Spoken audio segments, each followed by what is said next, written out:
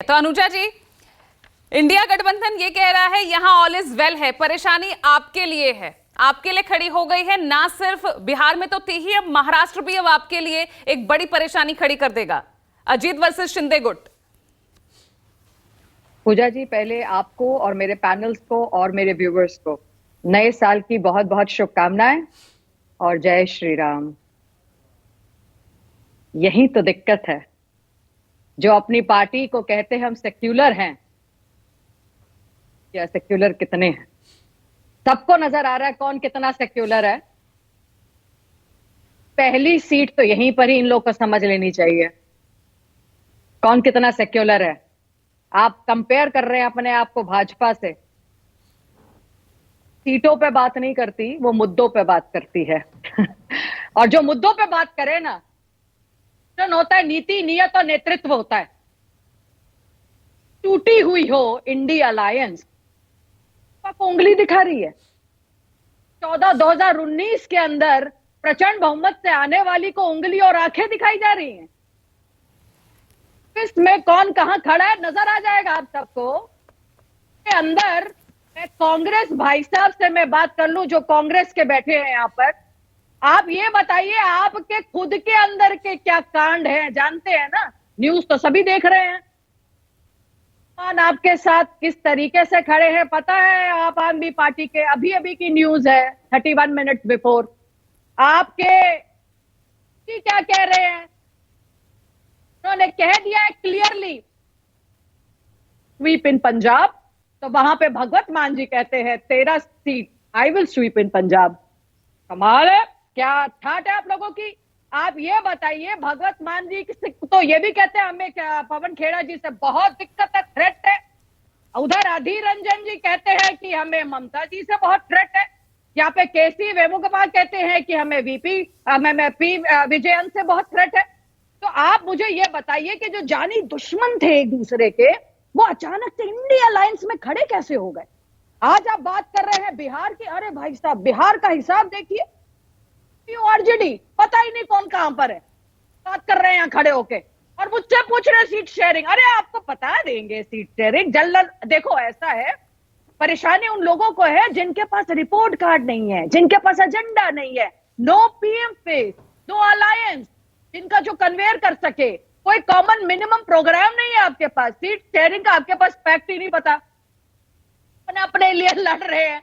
Alliance का कोई pact नहीं है, आपके पास कोई एजेंडा नहीं है 2024 ठीक है अनुजा, जो कमीशन, करप्शन, एम्बिशन, पोजीशन और नेगेटिव एजेंडा के ऊपर बात करते हो, वो इस पर बात कर रहे हैं। नहीं पर पूजा, आपने बहुत टाइम दिया है सबको, आप बात 2 मिनट सुनिए।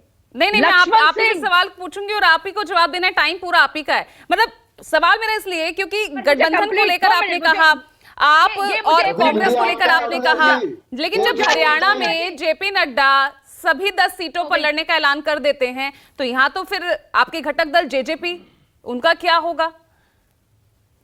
मैं बताऊंगी।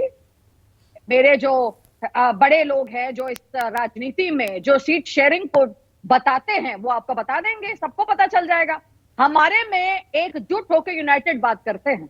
इनकी तरह नहीं है बाहर निकलकर कौन लक्ष्मण सिंह को और कीर्ति चिदम्बरम को शो कॉज नोटिस दे देते हैं। तो ये इनको पता लगाना है। जो इन्हीं के लोग मानते हैं पूजा कि कांग्रेस के लोग मानते हैं मोदी के इलाज के सामने राहुल गांधी बाबा का कोई फेस नहीं। 15 बार आप उनको लॉन्च करते हैं और खुद ममता जी कहती हैं और अरविंद केजरीवाल कहते हैं खड़गे जी को खड़ा करिए प्रेसिडेंट पीएम पोस्ट के लिए। तो आप इनसे पूछिए कि आपके अंदर सब सही है, कांग्रेस के अंदर सब सही है क्या? क्योंकि कांग्रेस खुद टूटी हुई है, वो दूसरों को क्या जोड़ने चली? और कौन सी टीएमसी के साथ आप अपनी सीटों के, टीएमसी आपको नकार के बैठी है। आप बात करते हैं, राम जेठमलानी ने एक बारी कहा था, उन्होंने कहा था एक चैनल पर, उन्होंने कहा था कि पीएम मोदी के अलावा और कोई फेस नहीं है।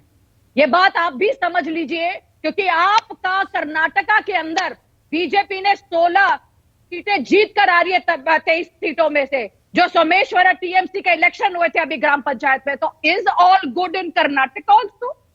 अब बताइए कि भाजपा कहां खड़ी है और बाकी लोग कहां खड़े हैं? क्योंकि इंडिया अलायंस सिर्फ इंडी रह गई है, क्योंकि वो इंडिया नहीं बन सकती, क्योंकि इंडिया भारत बन चुका है। आप जिस सेक्युलर कार्ड खेल रहे हैं ना सर, वो सेक्युलर कार्ड आपको लेकर डूबेगा। आप लोगों ने जो ये कांड करके दिखाते हैं ना दुनिया को, वो कांड आपको लेकर डूबेगा, क्योंकि आप लोगों ने ये साफ कर दिया कि हमें जनता नहीं, उनकी आस्था नहीं, और उनका हमें किसी भी रीजन से, क्योंकि उनके जो एजेंडा आप देख नहीं सकते, वो सिर्फ और सिर्फ ठीक है। आप सत्ता पक्ष हैं, आप विपक्ष पर बिल्कुल सवाल उठाइए, ये आरोप प्रत्यारोप हम देख रहे हैं अनुजा, लेकिन मेरे सवाल का जवाब आपने अभी भी नहीं दिया। अगर सीट शेयरिंग इंडिया के लिए अगर मुश्किल है तो महाराष्ट्र, बिहार, अब तो हरियाणा भी जुड़ गया है, तो आपके लिए भी तो मुश्किल हो रहा है ना। हरियाणा में आप सभी 10 सीटों पर ऐलान कर देते हैं, महाराष्ट्र में आपके लिए अब और मुश्किल हो गया, और स्ट्रांगली यहां पर शिंदे अब सामने आ गए हैं, तो कैसे उनमें सीट शेयरिंग होगी। बिहार में पशुपति पारस, जब वो 5 से 6 सीटें कम पे रुकने को तैयार नहीं, और उतनी सीटों पर अब चिराग पासवान वो डिमांड करेंगे, तो वहां कैसे सीट शेयरिंग होगी। आपका क्या सीट शेयरिंग, क्या आपका सीट परसेंटेज वो कम हो जाएगा। सवाल तो आपके लिए भी खड़े हैं ना। 2024 में हम वापस आ रहे हैं, ये सारी सीट शेयरिंग आप मुझसे 2024 में अप्रैल में जब भी जो डेट निकलेगी आप तब बात करिएगा।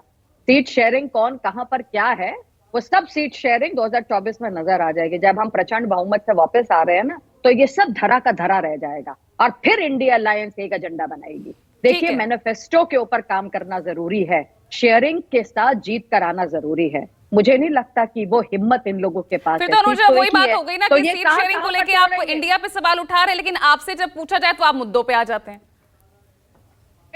हमने तो काम किया है, नहीं पूछेंगी आप मुझसे पूछे ना, मैं तो आपको बता रही हूँ, ये सीट शेयरिंग का जो गेम है उसके अंदर हम लोगों ने काम भी तो कर रहे हैं। आप हमारे काम को बता दीजिए। सीट को देखो, आप कहीं पर वोट दोगे तो काम पे ही दोगे ना, मुंह जबानी तो वोट नहीं कहीं मिल जाएगा। तो बिहार में फॉर्मूला तय है अनुजा जी, बिहार में सेट हो गया एनडीए का, क्या फॉर्मूला रहेगा बिहार में? आप जाके मोदी जी से बात कीजिए, इसके लिए आप जाके बात कीजिए अमित शाह जी से, जेपी नड्डा जी से। हम लोग तो उनकी चलिए ठीक है, जो उन्होंने कहा हम तो वो पूरा मानेंगे। ठीक है, मैं आ रही हूँ सौरभ दुबे जी आपके पास।